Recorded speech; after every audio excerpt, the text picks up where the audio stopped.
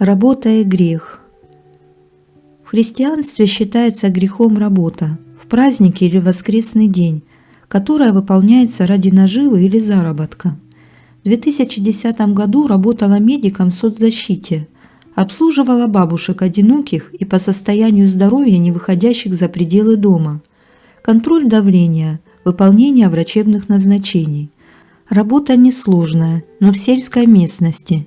И 12 бабушек ежедневно необходимо было за день оббежать, поэтому приходилось на велосипеде мотаться, по-другому не успеть. На Крещенский гололед был праздник большой, а мы люди рабочие, праздники не про нас. Мимо церкви проезжала к очередной своей подопечной, и прямо напротив ворот грохнулась вместе с велосипедом. Сколоченный перелом копчика.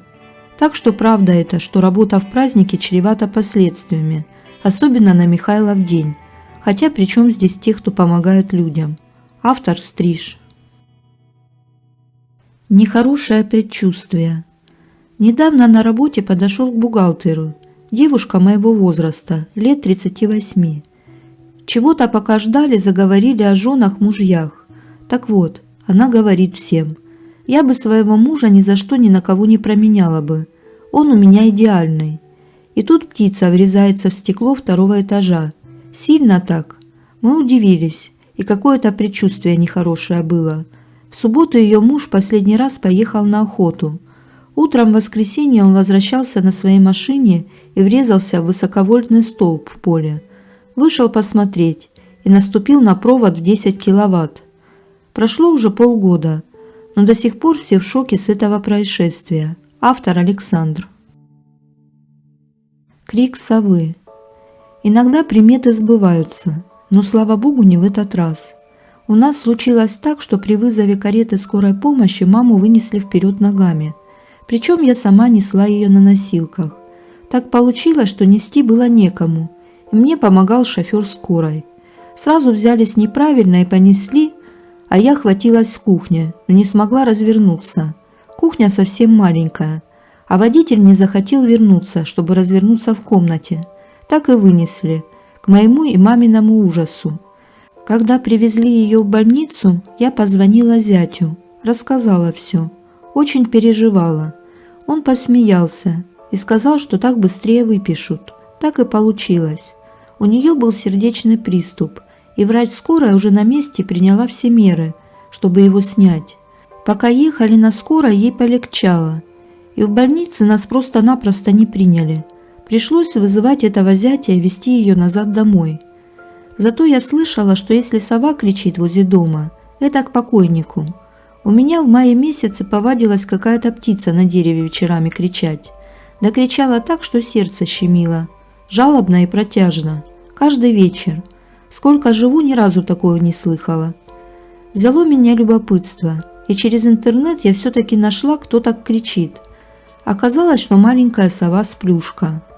Ареал ее обитания не захватывал ту местность, где я проживаю, поэтому и не слышала ее никогда раньше. Я еще удивилась, что ее сюда занесло. И этим же летом умер папа, за ним зять, а потом мама. За 2 года 3 покойника. А сплюшка кричала 1 только месяц. Больше не появлялась. Настонала, видать. Автор Наталья. Помощь с небес. Произошло это лет 6 назад. Мои родители были тогда еще живы и жили в деревне. В конце октября они должны были перебраться в свою квартиру в городе. И я с дочерью поехала помочь им отвезти вещи и перевезти их самих. В середине октября произошли какие-то препятствия. Поломка машины, срочная работа, болезнь. И мы смогли выехать с Москвы только 1 ноября. Резину на зимнюю не успели поменять. Да и погода была отличная. Ехать нам в южном направлении 600 километров. Прогноз погоды плюс 10. И временами слабый дождь. Ночь перед поездкой снится сон, что я утром просыпаюсь в родительском домике, смотрю в окошко, а машины нет во дворе. Я бегом на улицу, пытаюсь открыть ворота, а что-то белое мешает, не дает открыть. Посмотрела в щелочку, стоит наша машина, застрявшая в снегу. Сон окончился хорошо, значит и в жизни так будет. решили, что надо ехать. Весело доехали почти до места назначения. Остались последние 80 километров. Как вдруг не просто потемнело, а стало все кругом какого-то оранжевого цвета. Солнца не видно, а сильная облачность почти как туман и странный цвет. С неба огромными хлопьями стал падать снег, все вокруг вмиг стало засыпано этим снегом.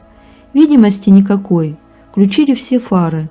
Наконец нагнали какую-то машину и ехали за ней на расстоянии 4 метра. За нами тоже пристроился хвост из машин. Скорость 10 километров, а может и меньше. Шли строго по колее. На повороте к деревне наша машина застряла. Долго бегали вокруг с лопаткой, но откопать не удавалось. Ручка короткая. Когда замерзли окончательно, туфельки, легкие кожаные куртки. Нас спасла молоденькая девушка на легковушке. Видимо, ее машина на зимней резине.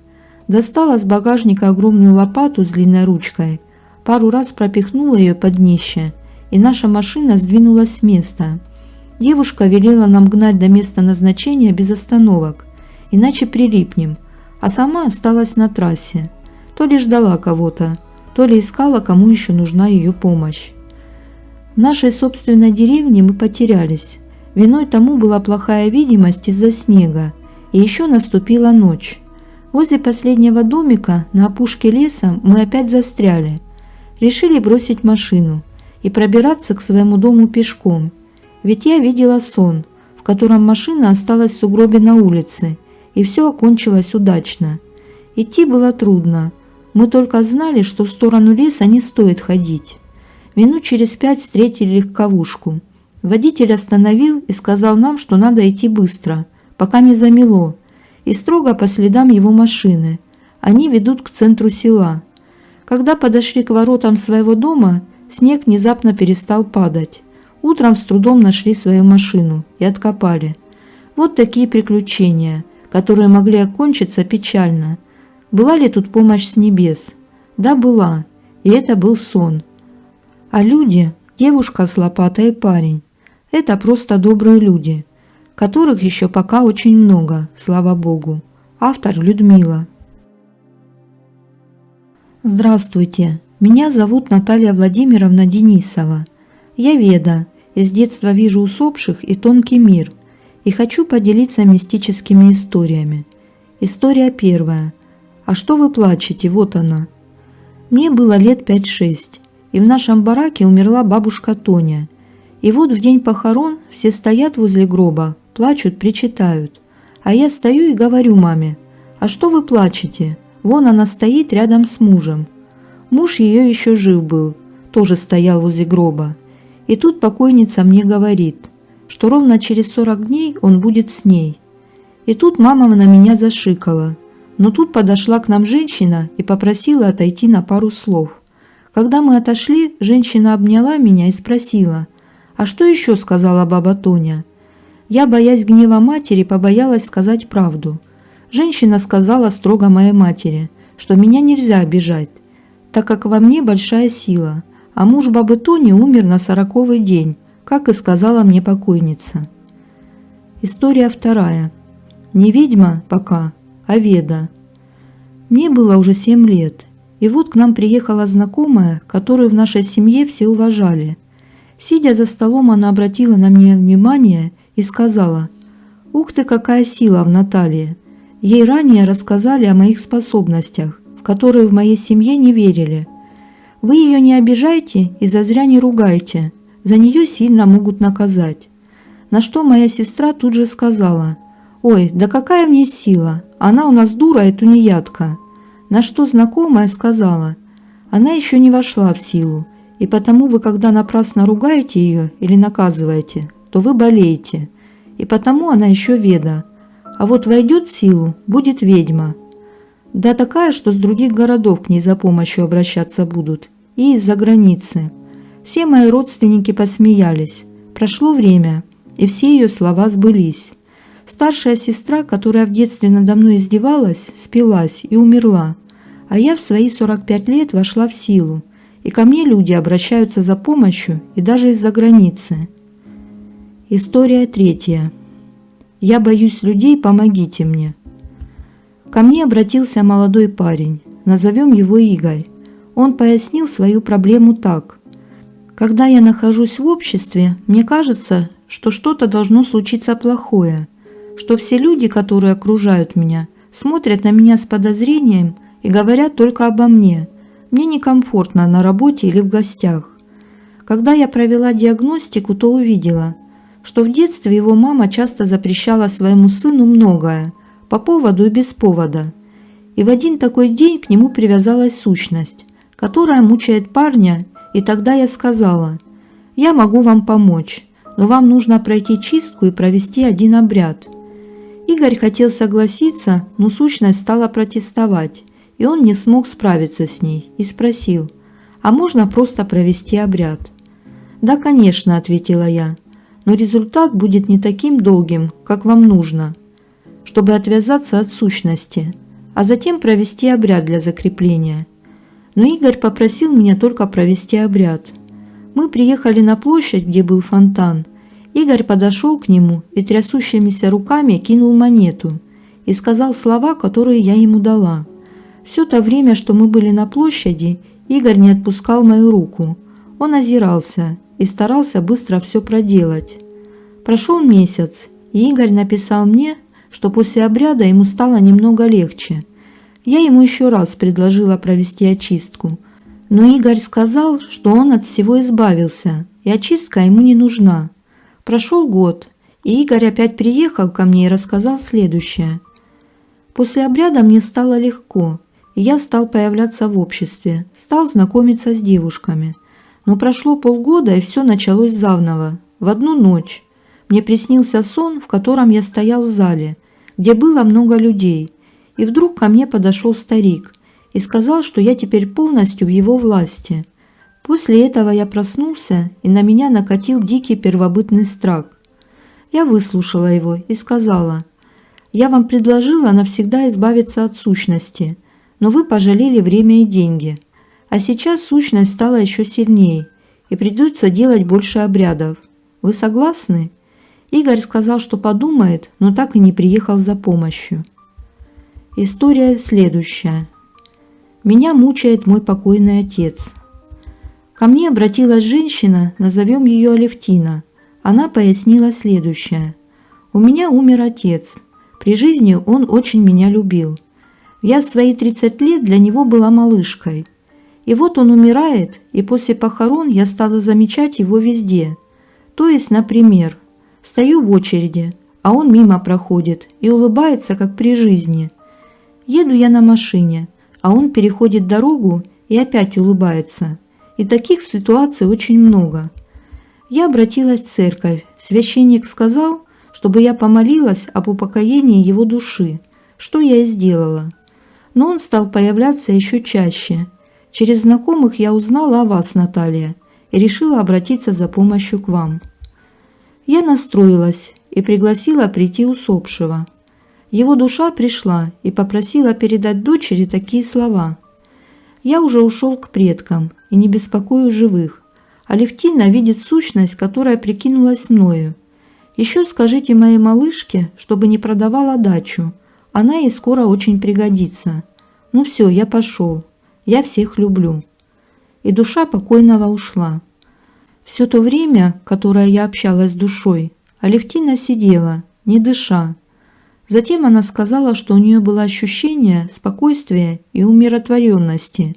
Я пояснила, чтобы связалась сущность, нужно провести чистку и обряд. «А насчет дачи не получится», – сказала мне Алевтина. «Мы с мужем решили ее продать и уже выставили на продажу. Чистку и обряд я не буду делать. Для меня это дорого». Алевтина уехала, но на следующий день она мне позвонила и попросила срочно записать ее на ближайшее время. Через 2 дня передо мной сидела перепуганная женщина, которую всю трясло, и она начала свой рассказ. «Когда я уехала от вас, мне сильно захотелось спать, и я прилегла. Мне приснился сон. Я стою возле своей дачи и расхваливаю ее мужчины потенциальному покупателю. Обернулась и вижу, что мой муж стоит в стороне с какой-то женщиной. Они смеются. Мужчина, покупатель дачи, протягивает мне кучу денег. И тут подходит мой муж с этой женщиной, забирает у меня деньги и уходят. Я поворачиваюсь к мужчине, который купил у меня дачу, а это мой отец. И он мне говорит: «Я же тебе говорил, чтобы ты не продавала дачу, а ты мало того, что не отвязала от себя сущность, пожадничала деньги, так и дачу продала». Затем заплакал и ушел. Я проснулась, подошла к окну и опять увидела покойного отца.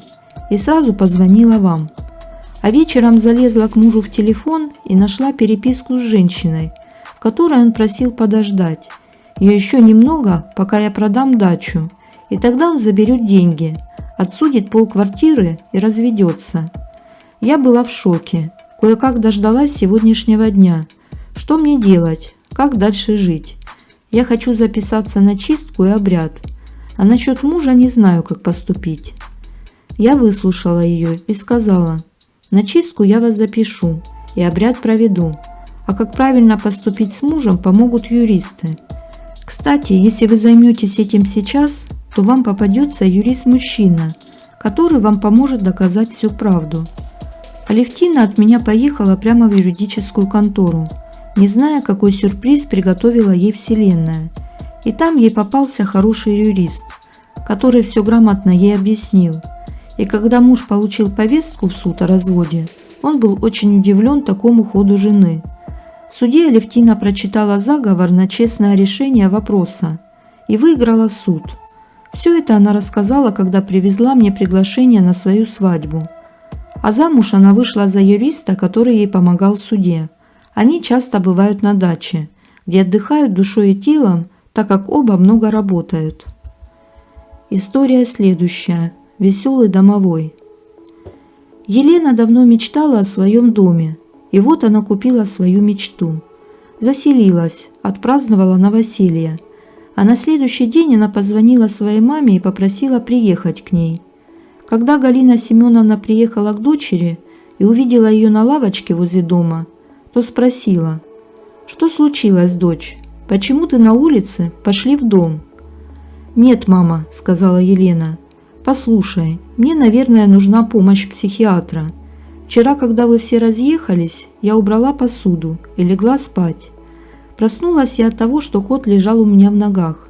Я не придала этому значения. А утром вспомнила, что кота я выгнала на улицу, и его в доме не могло быть.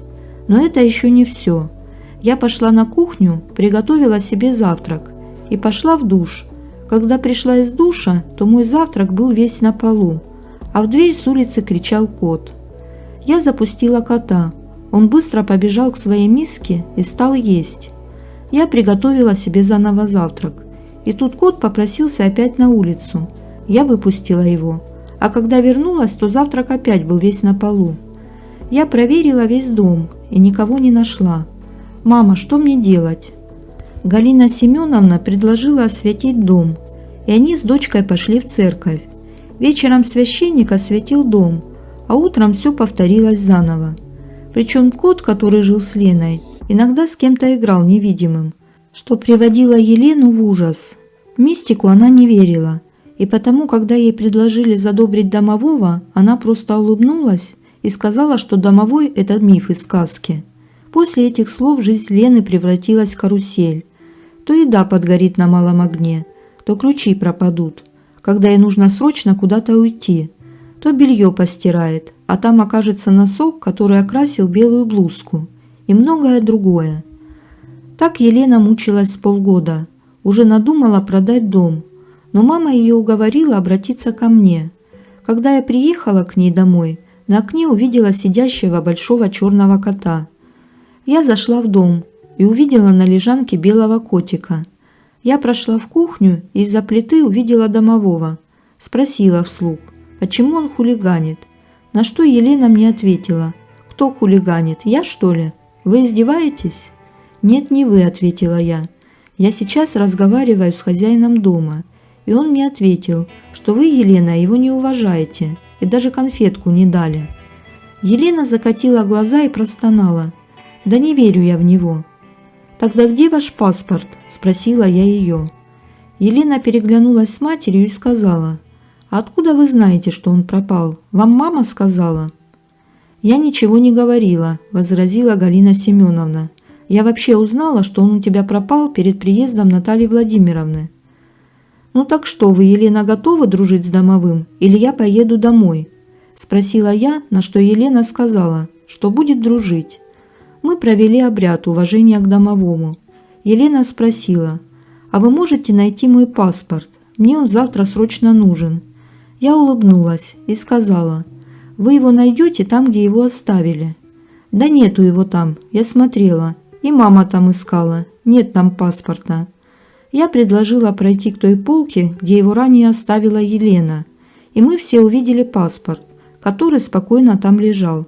Еще я сказала Елене, что домовой у нее мудрый, и чтобы она прислушивалась к его подсказкам. Короткие истории из интернета от пользователей из разных источников. Лет 10 назад в Керчи купил сувенир – красивую полированную ракушку. Купил, поставил на телевизор и забыл про нее. Точнее, забыл бы, если бы эта ракушка не прыгала.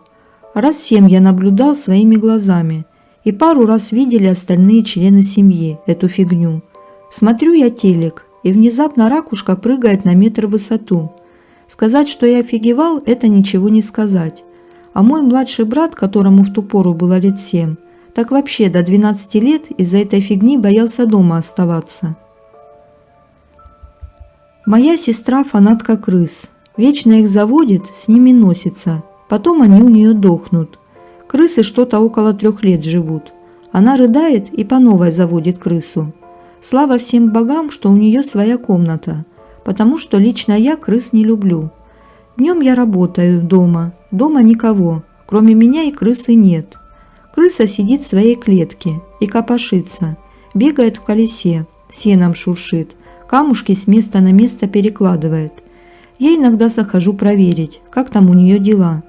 Крыс я не боюсь, просто не люблю. Но живое же существо, мало ли, что там с ним может случиться. На днях у меня было много работы. Я с утра в нее ушла с головой. И меня очень напрягало, что крыса никак не угомонится. Все время стучит камнями, шуршит, бегает. Мешало сосредоточиться.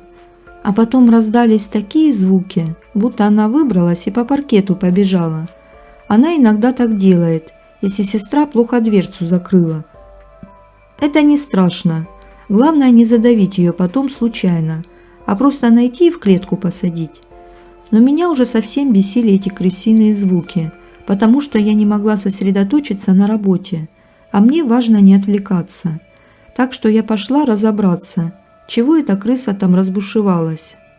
И только когда я вошла в комнату, я вспомнила, что последняя крыса сестры недавно умерла, а новую она еще не завела.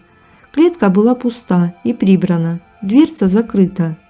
Я думала, что, может быть, сестра уже успела завести новую крысу, но она мне не говорила, а для нее это прям событие. Позвонила сестре. Она сказала, что не покупала еще никого. Меня крепануло. Я совершенно четко слышала звуки из соседней комнаты. Они для меня были как привычный шум от крысы. Сказала что-то типа: «Крыска, иди в крысиный рай, там лучше». Вышла и дверь закрыла. На работе сосредоточиться больше не могла. Звуков больше не было. Однажды ночью поперлись с друзьями в закрытую больницу, построенную еще при царе, любопытства ради. На территорию можно было попасть только со стороны морга. Минут 10 пробирались по кустам американского клена до этого самого морга. В заложенных наполовину кирпичом окнах морга увидели какую-то дымку. Хрен с ней, может, испарения какие. Идем ближе, слышим непонятные завывания. Я подобное слышал в ЖО психбольницы. И вдруг с ветки что-то падает. Подсвечивая фонариком, вижу детскую туфельку. Бац, и вторая падает. Бежали мы сверхбыстро, еле отдышались. Автор Гватемала. Пошли мы как-то зимней ночью в бывшую психбольницу. Человека 3-4 нас было. Аккуратно протаптывая дорожку, подходили ко входу. Но сразу же остановились, услышав скрежет водостока при полном отсутствии ветра. Только мы снова двинулись ко входу, потрунивая друг над друга, на предмет страха потустороннего, со всего размаху хлопнула оконная рама. Обратно тропинка протаптывалась гораздо быстрее. Автор Хиругва. Заночевала у своей подруги, которая снимала комнату одной старушки. Старушка с небольшим приветом, но не буйная. Сдавали эту комнату за копейки. Родня старушки просила только немного присматривать за ней. Подруга сочла для себя такие условия приемлемыми. В связи с этим ночью дверь в комнату железно на щеколду плотную закрывалась. Время отхода ко сну. Спали на одной кровати с подругой. Я лежала с краю лицом к этой самой двери. Подруга уже посапывать начала, а мне все не спалось. Лежу, то закрою глаза, пытаюсь уснуть, то открою. И начинаю всякие думы думать. И опять.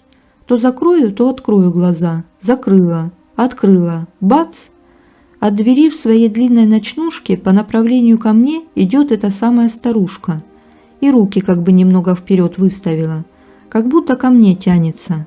Сразу мысль в голове. Как так-то? Дверь же заперта. Тут на меня накатила волна страха. Пот холодный прошиб. Комок в горле, и тело как будто парализовало. От испуга зажмурилась. Открыла глаза. Никого. Вскочила. Подошла к двери, проверила щеколду. Все в порядке. Заперто. Думаю, наверное, заснула все-таки. И в полудреме привиделась. Рано утром мне надо было уезжать по своим делам. Разбудила подругу, чтобы она за мной входную дверь закрыла, и уехала. А через час она мне позвонила и сказала, что старушка походу ночью померла, а сама она ждет приезда родственников и скорой с полицией. Автор Полиром.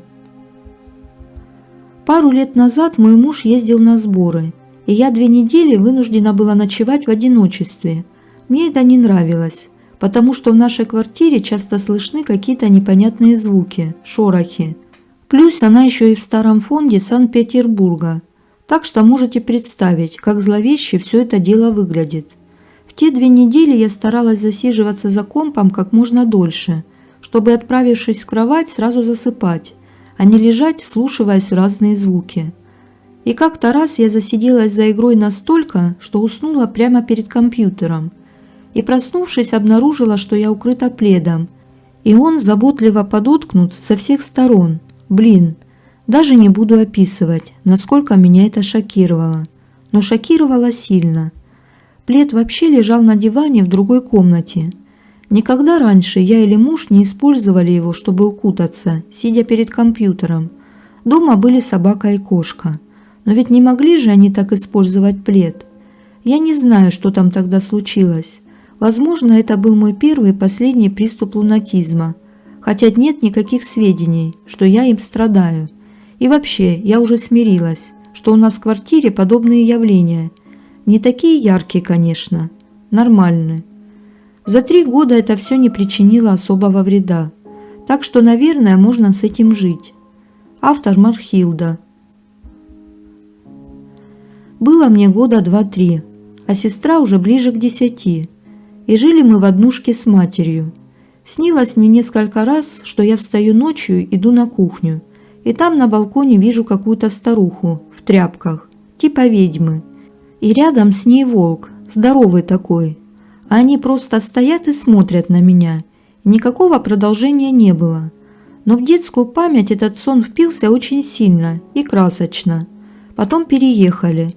Подрос уже и услышал на семейных посиделках историю, которую обычно начинают вспоминать на каждой посиделке про детей. Сестра лунатила все детство. И в один вечер мать увидела, как она встает с кровати и, не открывая глаз, идет на кухню. Идет за ней и видит, что сестра достает нож из ящика. Мама, офигевая, спрашивает, мол, зачем тебе нож? А та, не отрывая глаз, чтобы ведьму убить. Вот тут-то и я офигел. Автор Макс. У меня маленькие дети. Мы в новую квартиру переехали, муж в командировку уехал. Взяла детей к себе в комнату спать. И снится мне, что какая-то темнота на дочь наваливается, а я ничего сделать не могу. Даже пошевелиться. Начала какие-то обрывки молитв вспоминать. Потом рука отошла. Смогла перекрестить дочь. Все во сне. И тут же проснулась. И дочь проснулась и плачет. «Мама, меня какая-то черная тетя забрать хотела». Автор Бастета. У меня тоже один раз была необъяснимая ерунда. Сидел, играл за компьютером в дальней комнате. Вдруг слышу, кошка несется ко мне в комнату и прыгает прямо на занавеску, и оттуда уже на карниз. Причем с такими глазами, что я подумал, мало ли на старости лет маразм впала. И тут же из большой комнаты, откуда она прибежала, слышу грохот. Сначала подумал, что, видимо, она что-то там такое зацепила, и от страха прибежала. В реальности прошло не больше 3 секунд. Выхожу в большую комнату и вижу. Посредине валяется большая кастрюля. Как она туда попала из кухни, вообще непонятно. Да и падать ей было неоткуда, так как стояла она всегда в нижнем шкафу на кухне. В общем, пришлось мне слинять к другу и ждать уже там, когда домочадцы придут домой, так как страшно было до одури. Автор предатель. Мне почти 30, но до сих пор жутко вспоминать. В детстве пошел ночью за водой на кухню. По кухонному гарнитуру пробежал карлик, примерно 40-сантиметровый. Он коснулся рукой керамической крышки у кувшина. Она треснула и убежал в стену. А также мы с отцом были в гостях у бабушки, ныне покойной. Уже собрались уходить и синхронно повернули голову. С холодильника на подоконник спрыгнул большой черный кот. Спрыгнул с подоконника и исчез в стене. Еще раз повторю. 2 человека заметили движение. Животных у бабушки не было. Автор Лассертаун. Сразу скажу, я человек ни во что не верящий и не верующий, но пара историй была и у меня. Первая в далеком 1998 году, зимой. Первые 2 пьяных недели после Нового года. Я тогда был, как бы сейчас сказали, членом ОПГ, но в то время это было абсолютно нормально. Послать было некого, или мент, или бандит. Не поделили мы тогда серьезные деньги. И вот возвращаюсь я в подпитии домой. Подхожу я к своему подъезду, вижу приятельницу, которая выгуливает собаку, и направляюсь к ней. Все вокруг абсолютно спокойно. Вдруг сзади, прямо в ухо, мне кричит женский голос «Беги!». Напугать меня сложно, а я уж по пьяни вообще бесстрашный дурак. А тут я сажусь на жуткую измену. Резко оглядываюсь – никого. И тут опять мне в ухо вопль. «Да беги же!». Я рванул. Форест Гамп нервно курит. Уже потом знакомая мне рассказала, что сразу после моего старта из моего подъезда за мною выбежало 2. И еще 2 выскочило из припаркованной рядом машины. Безусловно, пытались догнать. Убить бы меня тогда не убили, но покалечили бы реально. Тот случай в корне изменил мою жизнь. Это было одно из 2 поворотных событий в моей жизни. А второй произошел совсем недавно, 12 января, через 12 лет, и опять между новым и старым годами. Поворотным его назвать нельзя, но бабла я потерял кучу. Ехал я к друзьям на Старый Новый год, 6 часов за рулем, и еще около 100 километров впереди, плюс 7 на улице. Дорога сухая, прямая, ровная и пустая. Видимость сказка. Еду, слушаю Высоцкого.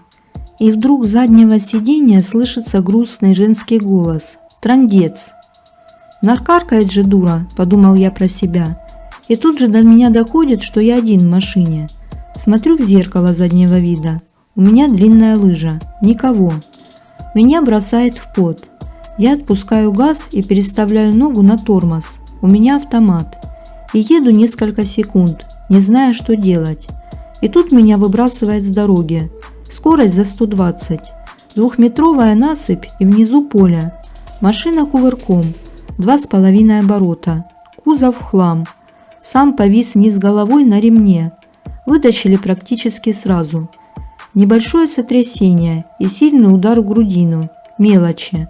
Но когда я на следующий день увидел свою машину, то подумал, что вчера я 2-й раз родился. Автор аноним.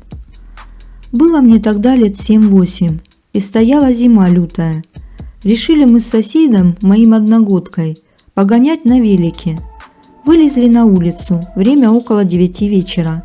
Кататься решили рядом с нашим домом, от одного дома вниз к другому по тротуару. А рядом с этим тротуаром находится детсад, огороженный невысоким металлическим забором. В общем, друган мой поехал первым, а я остался ждать его у старта. Присел как раз на угол того самого забора. Сижу, думаю какие-то мысли свои. Как вдруг внимание мое привлекает скрип снега. Как раз такой, как от ходьбы по нему получается. Ну, я смотрю в сторону тротуара. Никого нет. Около дома тоже никого. А скрип тем временем все ближе, будто бы ко мне приближается кто-то. Оборачиваясь во двор садика, и что я вижу? На сугробе прямо аккурат рядом со мной появляются следы, типа человеческих, и двигаются точно в мою сторону. Сейчас пишу, и мурашки по коже, пипец жуть. Так быстро я никогда не бегал. Рванул, что есть дури, прямиком домой. За пару минут долетел, родителям ни слова. И бану его от греха. Автор аноним. История эта произошла с моим двоюродным братом, когда ему было лет 14. Остался он ночевать один в трехкомнатной квартире. Уже лег спать, как вдруг собака в прихожей залаяла и опрометью бросилась к хозяину. Села возле кровати, а сама куда-то в коридор смотрит, и вид перепуганный. Брат вначале не понял, что с собакой случилось, но через минуту началось. По квартире кто-то забегал, причем по звукам слышно, что рост он не маленького, и бегает взад-вперед, из одной комнаты на кухню, с кухни в другую комнату. Но самое жуткое, как брат рассказывал, это когда оно помчалось в его сторону. Он в одеяло закутался и только слушал, как шаги приближались к кровати и остановились. Он говорит, что в тот момент обливался холодным потом и шевельнуться не мог. Несколько секунд или минут стояла тишина, а потом шаги стали отдаляться. Неведомый побегал еще по квартире и успокоился. Автор аноним. Проснулся ночью от каких-то уколов в бедро. Сначала просто чесался, отмахивался, потом резко обернулся и увидел хрень, от которой волосы дымом стали. Из-за угла тянулась тонкая стальная блестящая нить и колола меня. С криком вскочил и включил свет. Нить исчезла. В ужасе быстро оделся и убежал на улицу. Всю ночь просидел у магазина. Как рассвело, вернулся домой. Без сил и мысли рухнул в кровать и проспал до полудня. Днем стало смешно. Думал, что глюки. Вечером поздно лег спать и минут 10 лежал с закрытыми глазами. Внезапно открыл и снова с ужасом увидел эту нить, тянущуюся через всю комнату ко мне. С истерическими криками схватил первые попавшиеся вещи и убежал из квартиры. Рассказал все одному приятелю. Тот попросил у меня ключи и сказал, что хочет кое-что проверить. Я набрался смелости и пошел с ним. В квартире все было нормально. Приятель стал шарить в том углу. Через несколько секунд показал на ушко иглы, торчавшего из обоев. Попросил у меня плоскогубцы и вытащил ими иглу. Отнес на лестницу и там стал прокаливать огнем от зажигалки. Внезапно у меня зазвонил телефон. Звонил старый друг. Ответил на вызов. А он из трубки дико орет, чтобы я прекратил, и кричал, что просит прощения и больше не будет. Что это было, не знаю. С другом тем не общались, избегает меня. А этот приятель иголку сломал и закопал в паре дворов от меня. Сказал, что друг, видать, решил магией заделаться. Автор аноним. Я, когда с мужем перебралась в свою квартиру, наследство бабушкина, в которой они жили, наверное, лет 5, в первый же вечер познакомилась с домовым. Ночь, спим. Вернее, муж спит, а я не могу заснуть на новом месте. В зале, кроме кровати и табуретки, ничего еще нет. Муж первый на кровати, а я под стеночкой. Чувствую, кто-то в комнате. Шорох, шарканье ног, дыхание возле кровати. Кто-то как бы тянется на кровать. Посмотреть, кто же там лежит. Рассматривает. Я в ужасе, страшно. Но беру себя в руки и резко поворачиваю голову гостю. и открываю глаза. То, что я увидела домового, это ничего. Маленький, рыжий, мохнатый, и глаза светятся, как у кошки. Но я реально не думала его увидеть, да еще и так близко, нос к носу. Он, видно, тоже, потому что мы, как оба полоумных, от страха в разные стороны рванулись. Я как запищу и мужа толкать. Домовенок пометался по залу, врезался в табуретку, снес ее. Она как юла закрутилась. Слетела стоявшая на ней пепельница и покатилась по полу. Гость забежал в дальний угол, и все прекратилось. Муж проснулся от моих толчков. Что, говорит, случилось? Я ему, мол, так и так. Включили свет. Он только качан почухал и все проверил. Табуретка стояла от кровати на расстоянии 2,5 метров. Пепельница в угол закатилась. Грохот от них еще долго стоял в полупустой квартире. Вот так, и не верь после этого. Автор Марина Коваль. На первом курсе, это был 2004 год, забили с другом у меня дома после пар. Каждую неделю у нас была традиция по пятницам собираться у меня и музыку писать. Но в тот день у меня была лишняя сотня, потому решил себе устроить пирушку. Купил пачку Принглс. Звонит друг, спрашивает, можно ли идти ко мне уже. Говорю, нет.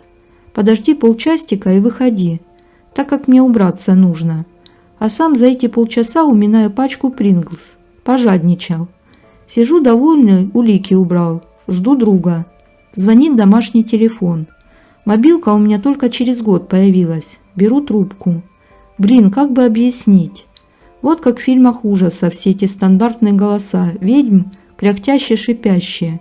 Немного похожие на скрим-вокал. Ну, с большим карканьем, что ли. Так вот, голос мне говорит «Жадина» и бросает трубку. Протяжно так? Фу, как вспомнил, сердце зашлось. Ненавижу это вспоминать. Короче, с тех пор я не жадничаю, хоть это запросто могло быть совпадение. А голос этот помню до сих пор, до потных ладошек.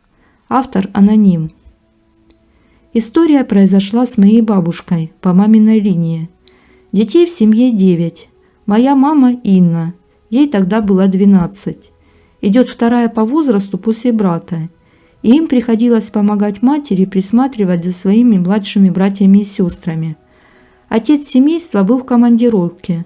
Самому младшему было всего 6-7 месяцев.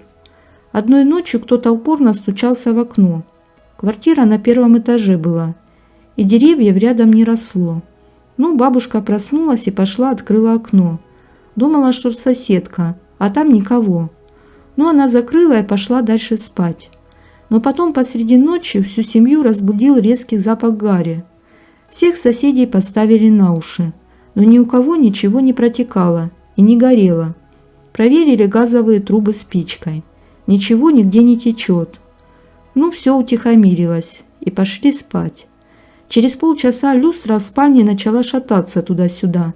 Думали, что это землетрясение. Тогда жили в Средней Азии, в Киргизии. Горная страна, поэтому землетрясения там обычное явление. Спросили соседей. У соседей ничего не тряслось. Наутро эта вся непонятная байда прекратилась. Все проснулись. Не проснулся лишь малыш, мой маленький дядя. Автор Ван Е. Когда я подругу ждала, раздался тихий, но отчетливый стук в дверь. Я немного удивилась. Почему стук? Звонок же есть. Заглянула в глазок. Несмотря на свет на моей лестничной клетке, фигура перед дверью была темная и как будто немного размытая. Черт лица не было видно. Но я подумала, что это нормально. Свет же позади. Открыла дверь, а за ней никого. Выпрыгивая на лестницу, смотрю вниз. Никого. Вверх. Никого. Он просто не успел бы никуда скрыться за доли секунды. Куда он делся? Только потом мне скажут. Ни в коем случае нельзя открывать, если за дверью неведомая фигня. Некоторые сущности могут входить только если их пригласили. Не зря об этом упоминается в сказках о вампирах. А я отделалась легким недоумением в этот раз. Автор Хэппи Евгений. Со мной была только одна паранормальная история. Где-то пару лет назад в одной питерской общаге я зашел в кабинку туалета, чтобы слить масло перед сном. Только расчехлил я штаны, как вдруг ёршик вместе со стаканом начал передвигаться издали к двери. Сантиметра на 2-3. Естественно, у меня дух перехватило. Но при этом я не испугался. Сразу в голову пришла странная мысль, что под стаканом мышь, но я отбросил эту гипотезу сразу же. Решил, что нужно подумать логически. И первое, что пришло на ум, кто-то, как всегда, нассал мимо унитаза и попал на стакан. Соответственно, стакан под действием небольшой боковой силы, передвинулся. Для проверки этой версии я, собравшись с духом, ткнул легонько ногой стакан с ёршиком и понял, что пол абсолютно сухой, а трение об поверхность довольно сильное. Недолго думая, я вышел из кабинки. Спустя некоторое время боялся, что засмеют. Я решил поделиться с другом этой историей. И как оказалось, с ним случилось то же самое, но в другом туалете, этажом выше. Только он, не раздумывая, пулей вылетел из кабинки. Это явление вызвало у меня больше интерес, чем страх. Автор Глумигунс.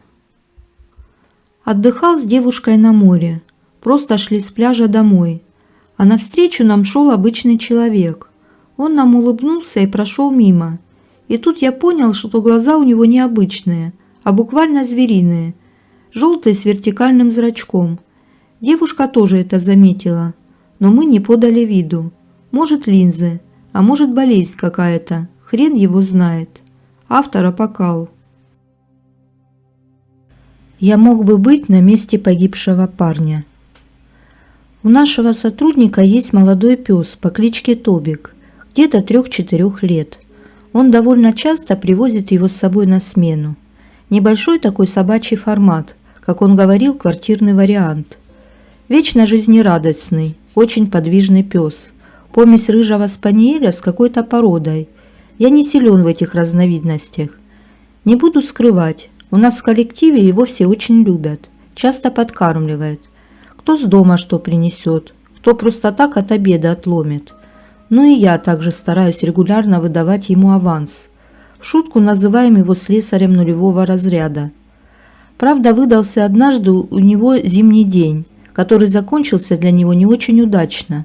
Хозяин тогда в отъезде был, а он увязался за мной, когда я пошел по работе в центр. Как я ни кричал на него, не гнал обратно, ни в какую. Бежит передо мной, и все тут. И радостный такой. Даже сам хозяин не мог порой с ним справиться. Зовет его, а он как будто и не слышит. Бежит себе, куда ему нужно. А тут, откуда ни возьмись, из какой-то подворотни выскочили 3 здоровенных волкодава. И сразу к нему. Тобик их как увидел, так и присел. В общем, такой замес начался, еле отбил его. И пинками, и палками. Хорошо, хоть на самого не кинулись. Но у него после этого налета что-то вроде нервного ступора. И плюс шкурку там на нем немного порвали. Пришлось брать бедолагу за пазуху под куртку, зима все-таки, и нести обратно на объект. Колотило его всего от страху или от холода, а возможно и от всего сразу. К счастью, все обошлось. Правда, на несколько дней притих, отгулы брал и лечил раны под диваном. После этого прошло около года. Тобик к тому времени уже полностью оклемался и в целом ничего не напоминало о пережитом для него потрясении. Даже успел еще разок влипнуть в историю с местными дворнягами, но уже без моего участия и не так серьезно. Зима в том году выдалась очень снежной, снегопады следовали один за другим, и снегоуборочная техника просто не справлялась с такими объемами работ. Из нашего двора есть один довольно опасный выезд на трассу. Его сложность заключается в том, что спуск с дороги идет под достаточно большим углом, приблизительно градусов 25, и на гололеде или по свежему снегу можно легко встать на лыжи. К тому же в сильные снегопады на выезде из-за навороченных куч снега обычно очень плохо видно, кто едет по трассе с обоих сторон. И вот именно в один из таких дней мне потребовалось срочно выехать по рабочим делам. Недолго думая, завел свою старую «Хонду». Выехал со двора и стал подъезжать к этому злополучному перекрестку. и вдруг из сугроба практически чуть ли не под колеса мне выбегает Тобик. Вспоминая эту сцену, до сих пор не могу понять, как он оказался в этом районе, поскольку хозяин его живет за много кварталов отсюда. Уже позже, когда я рассказывал ему эту историю, он уверял, что на тот момент его и близко не было возле моего дома, а пес, вероятно, как всегда, просто гулял сам по себе. В тот день, благодаря свежевыпавшему снегу, я смог вовремя заметить его и даже ругнувшись в сердцах, резко дал по тормозам. Разумеется, машину по инерции протащила еще 1,5 метра по дороге, даже немного развернула. Но я все же успел остановиться до пересечения с трассой. Немного обеспокоенный, я решил убедиться, что с собакой все нормально, и поспешно вышел из машины. А через несколько секунд из-за поворота, нарушая все скоростные ограничения, вылетает груженный тонер. На полной скорости он пролетел мимо, обдав меня мощной волной ветра вперемешку со снежной пылью, и улетел прочь. От неожиданности я несколько секунд впал в ступор от увиденного, но после все же вернулся к машине. А этого рыжего пройдохи и след простыл, как сквозь землю провалился будто бы. Может, меня испугался, или, скорее всего, этого безумного грузовика. Я же хотел уже садиться в машину, но внезапно услышал с той стороны дороги, со стороны, куда полетел этот сумасшедший гонщик, глухой скрежет тормозов, и спустя какое-то время донеслись дикие крики. Оказалось, что тонер, так эффективно пролетев по трассе мимо меня, через какую-то 100 метров сбил молодого парня лет 17, который переходил дорогу по пешеходному переходу, направляясь к автобусной остановке. Со слов очевидцев, удар был такой силы, что тот отлетел метров на 10, отлетел как тряпичная кукла. Парень от полученных травм умер почти сразу. Скорую, конечно, вызвали немедленно, но она даже выехать не успела. Все уже было кончено.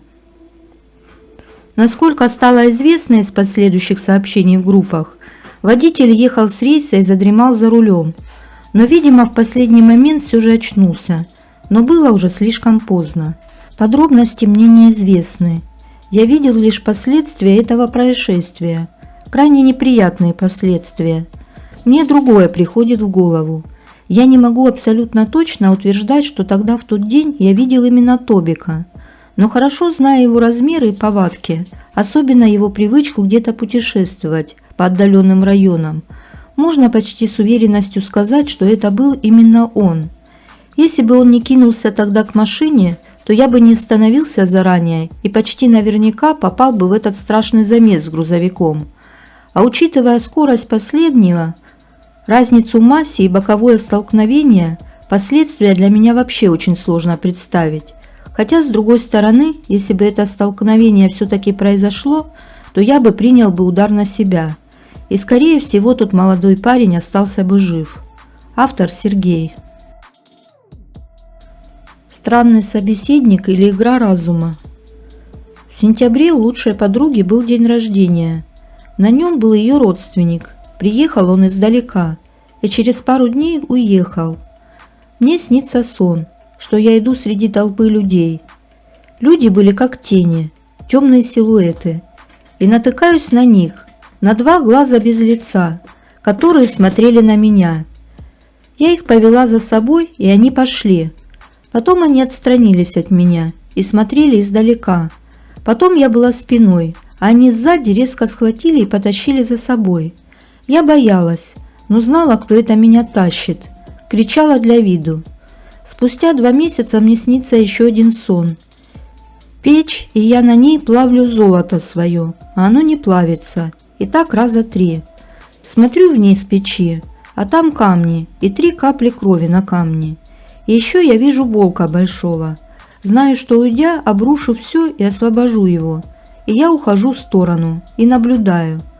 Спустя пару дней, бродя по ТикТок, натыкаюсь на страничку парня-иностранца, у которого просто душераздирающие видео. Я читаю, в них крик о помощи, СОС. Мне захотелось его ободрить. Я тогда почему-то думала, что во мне проснулись теплые материнские чувства, как к родному человеку. Спустя еще пару дней он тоже меня заметил, и у нас началась переписка через переводчик. так как я не знала его языка, а он русского. Якобы онлайн-отношения, что для меня в принципе неприемлемо, и тем более с иностранцем. А уж онлайн-звонки... Но за это время я поняла, что просто похожи наши души. Там не было текстов общения, вербальных было мало. Но для меня он стал просто родным человеком и похожим с моей душой. Я узнала те же глаза, которые были во сне. Я четко понимала, что он со мной общается душой и рассказывая про себя через подсознание. Мне стали сниться сны интимного характера с этим человеком. То, что он не мог сказать онлайн, он мне передавал через сон. Я вот всегда хотела найти своего человека, свою вторую половинку. Неужели это он? Или это мое подсознание играет со мной от одиночества? Неужели я нашла то, что хотела? Но опять же, у нас расстояние, и города, и барьер в языке. Сейчас у нас нет общения онлайн и видеозвонков, но он приходит в мои сны. У меня просто сильное притяжение к этому человеку. Автор «Черная пантера». Роковая страсть. Автор Ким. Источник сайт Foster.ru. Эта история рассказана моей подругой. Долго думал, как выложить эту историю. От третьего лица или от себя. Дело в том, что меня просили сделать ее неузнаваемой. От имен до местности. Слишком тяжелы воспоминания. А есть вероятность прочтения участниками событий. Так что предупреждаю сразу. Факты изложу, как было. Остальное будет мой вымысел. Происходило это еще во времена Советской империи. Люди были немного других устремлений, нравов, но любовь и ревность не имеют привязки к эпохе. Она была, есть и будет. Валентина была женщиной яркой, не имела дефицита в поклонниках и претендентах на руку и сердце, но связывать себя узами брака не спешила. Хотелось пожить, наладить свой быт, чтобы не зависеть от мужа во всем. Тем более был у нее поклонник, готовый ждать сколько угодно, пока она не решится. А Сергей тем временем делал успешную карьеру. В сравнительно молодые годы он стал директором небольшого, но важного для района предприятия. Такая должность предусматривала наличие роскошного по тем временам кабинета и личной секретарши. Но Варя не боялась конкуренток, она была уверена в своем кавалере. Сама она тем временем тоже стояла не на низшей ступени, по советской табели о рангах, имея кандидатскую степень и должность в системе образования. Человек она была веселый и приветливый, дружила с соседями, вместе с ними отмечала праздники и ходила на субботники. Врагов у нее не было, благодаря легкому нраву. Однажды вечером, возвращаясь со службы, она подверглась нападению хулиганов. Причем прицелом был не кошелек, а она сама. Избежать изнасилования удалось лишь благодаря отчаянному инстинкту самосохранения. Одному из нападавших она исхитрилась выколоть глаз. Просто пальцем, просто под влиянием адреналина и жажды жизни. Нападавшие сбежали, но травма заставила обратиться к врачам, и они были довольно быстро задержаны. На допросах один из них рассказал, что это было не спонтанное нападение, а их за мзду попросили наказать разлучницу. Кому она могла перейти дорогу, так и не смогли выяснить. Этот случай послужил толчком к сближению Валентины и Сергея. Он, как истинно любящий человек, не отвернулся, как это сделали бы многие, а в очередной раз примчался с предложением. Валя не отказала. Так стало еще одной счастливой семьей больше, но ненадолго. Поначалу все было замечательно. Они действительно любили друг друга. Валечка забеременела, и Сергей как на крыльях летал, но малышка умерла, едва сделав первый крик. Врачи объяснили это какой-то там патологией.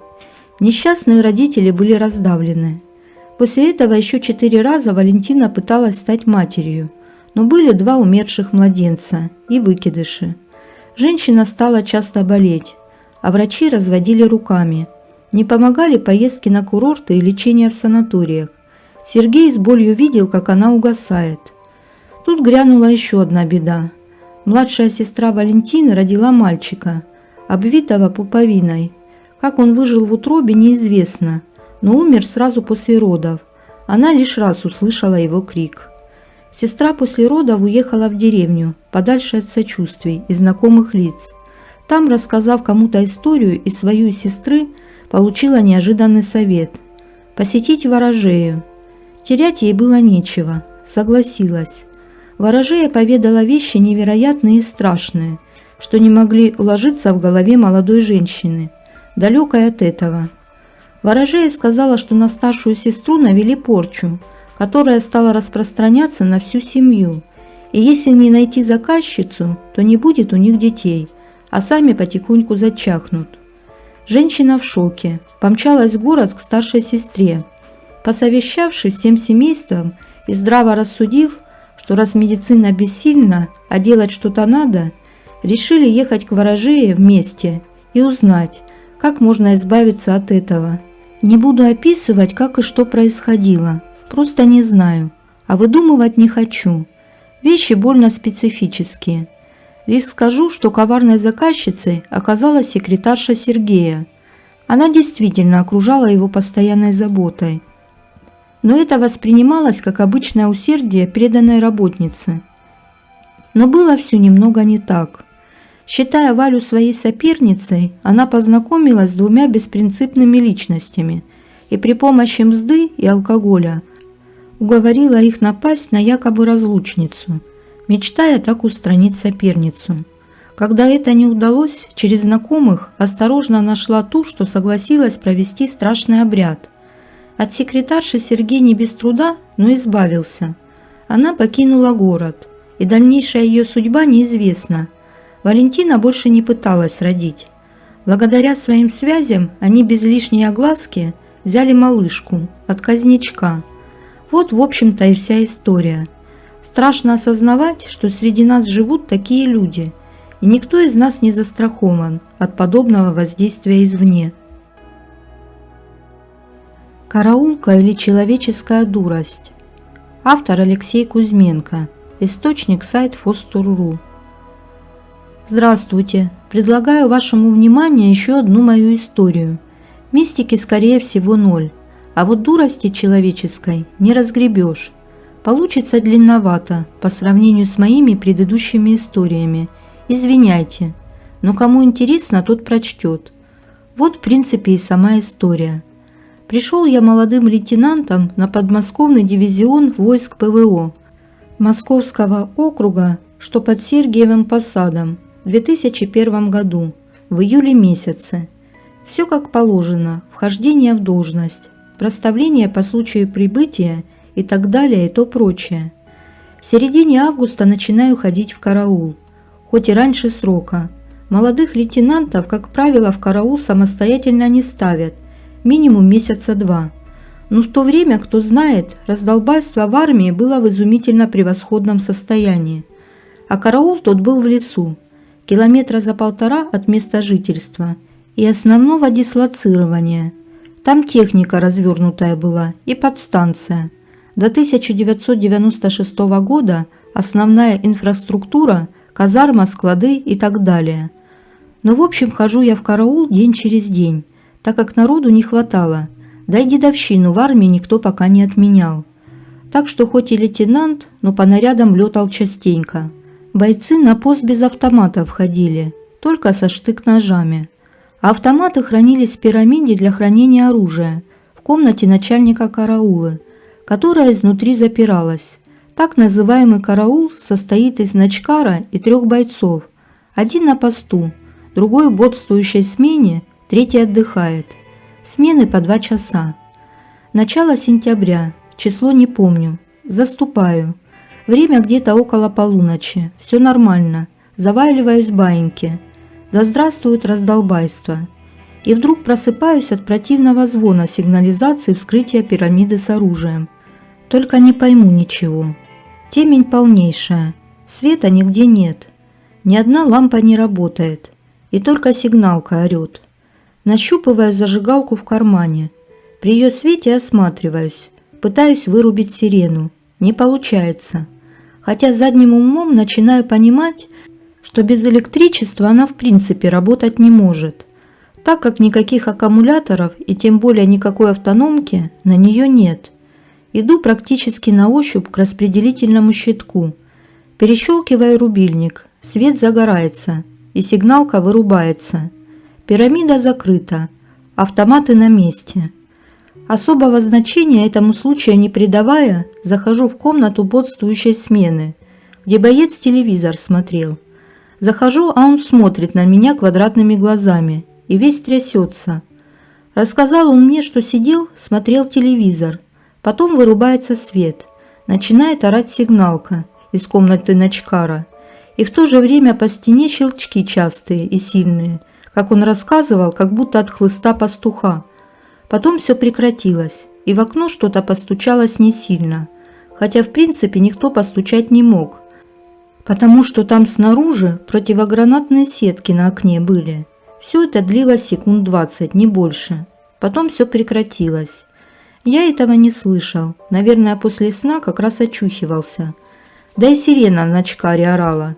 Но не придали особого значения, всяко бывает. Больше за ночь ничего не происходило. Да и скептик я по жизни, кстати, до сих пор. А потом по пьяной лавочке оговорился я про этот инцидент своим более старшим сослуживцам. И рассказали они мне случай, скорее даже не случай, а трагедию, которая произошла в 1995 году, в начальных числах сентября. Тогда еще рядом с караулкой казарма была. Короче, задержались после службы там 2 офицера, начштаба дивизиона и еще какой-то его друг. В общем, пытались забыть свое безденежье 90-х, пропиванием своих кровных грошей. Наклюкались до того, что поспорили, сможет ли начштаба вынести из караульного помещения автомат. Ума от алкоголя прибавляется у всех. Поспорили, пошли. В караулку Начкар их пустил, так как начштаба имеет право проверять караул в любое время суток, с любыми сопровождающими лицами. А так как все друг друга знали, то оба спорщика зашли без проблем. Оговорюсь, в то время караул посерьезнее был, и разводящий, и бойцов человек 6 на 2 поста. Короче, отвлекли чем-то Начкара. И НШ автомат из пирамиды взял.